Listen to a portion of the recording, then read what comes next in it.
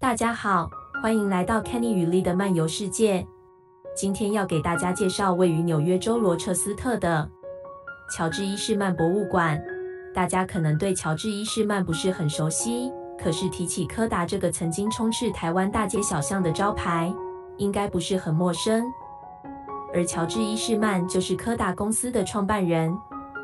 伊士曼于1854年出生在美国纽约州，父亲早逝，为了帮助家里经济，14岁辍学，先后在保险公司和银行打杂工作。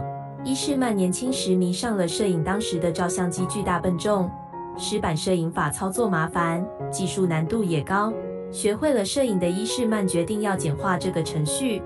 伊士曼在英国摄影杂志看到干板乳胶的配方之后，在母亲的厨房里做了无数实验，终于制成干板乳胶，并在1880年成立公司，大量生产贩卖干板给专业摄影师。可是伊士曼并不满足仅仅是制作干板乳胶，他还想使摄影变成简单容易到连小孩都能完成。1888年，柯达公司推出第一台柯达相机，还喊出了口号：您只需按一下按钮，其余的交给我们，开启了让每个人都可以当摄影师的梦想。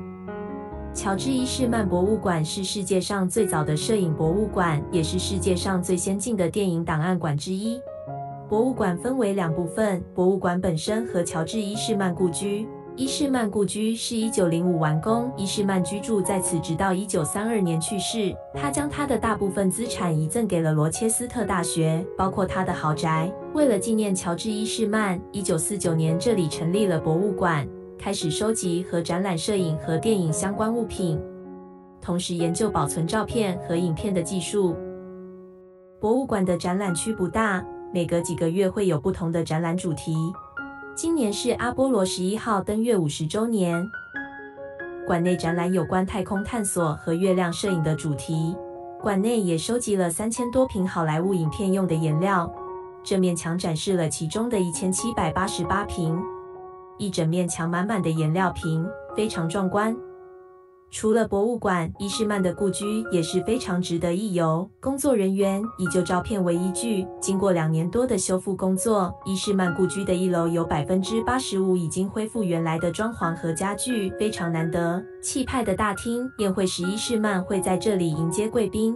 屋顶的天窗让自然光洒进，大厅明亮许多。大门的右边是间很大的客厅，这里原来是设计成2个房间的，伊士曼后来改变主意，把隔间打掉，因此太大的房间反而显得天花板过低。客厅布置得富丽堂皇，墙壁上的画都是伊士曼的收藏品。左边墙上挂的是伊士曼母亲的画像，原先遗落在阁楼中，工作员无意中发现，重新裱好挂回原处。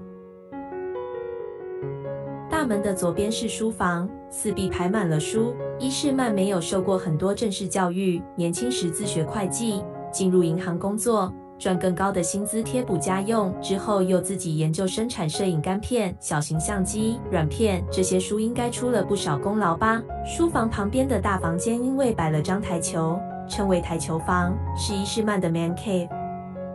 小茶几上还摆了用鹿角做的烟灰缸，旁边的杂志还是1929年出版，很有时代感。故居最引人注目的应该是这间温室，一眼就看到墙上挂的大象头标本，不过是复制的。伊士曼喜欢打猎，曾到非洲打过几次猎，原来的大象头标本已经腐烂。导览员说，后来帮伊士曼制作大象头标本的公司，在他们的储藏室找到大象头标本模具，联络博物馆，才复制现在挂的大象头标本。伊士曼喜欢音乐，温室的一边设有管风琴，音管装在2楼，演奏起来有立体回声效果。伊士曼会在这里开演奏会，邀请朋友来欣赏。伊士曼本人每天会在这里用早餐看报，乐师在旁边弹着音乐。如果伊士曼嫌音乐太大声，也不开口，抖一抖报纸，乐师就会降低音量。穿过温室是布置雅典的餐厅。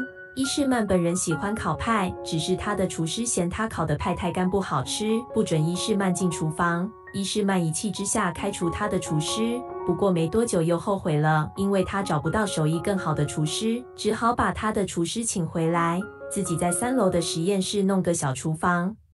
伊士曼故居2楼只有伊士曼母亲的房间是还原先前的布置，因为伊士曼非常低调，大部分的照片都是1楼公共空间，2楼的照片很少。伊士曼对母亲非常孝顺，照顾母亲一直到她过世。2楼楼梯中还设计个保险柜。喜欢摄影的朋友不要漏掉2楼展示的老式照相机。室内逛完也可以参观户外花园，花园可分几区，这是温室外的露台花园，1楼客厅外的凉亭，图书馆外的花园，西花园。虽然看起来伊士曼过着非常奢侈的生活，伊士曼其实很注重员工福利。柯达公司是第一个设立员工分红制度的美国公司。伊士曼陆续建立了退休金人寿保险和工伤保险，还有非常好的牙医保险。因为伊士曼的母亲曾受牙痛之苦，伊士曼还为家里佣人另外请人打扫佣人卧房，这样佣人们忙了一天回房可以倒头就睡，够夸张吧？除此之外，伊士曼也热衷于慈善事业，他的有生之年总共捐了1亿美金。伊士曼一生未婚，晚年生病，行动不便，因疼痛而患了抑郁症。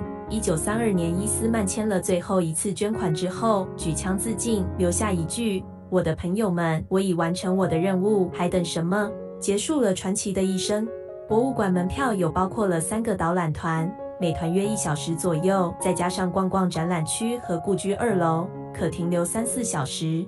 喜欢这部影片的朋友，欢迎订阅、分享与按赞，谢谢支持，下次再会。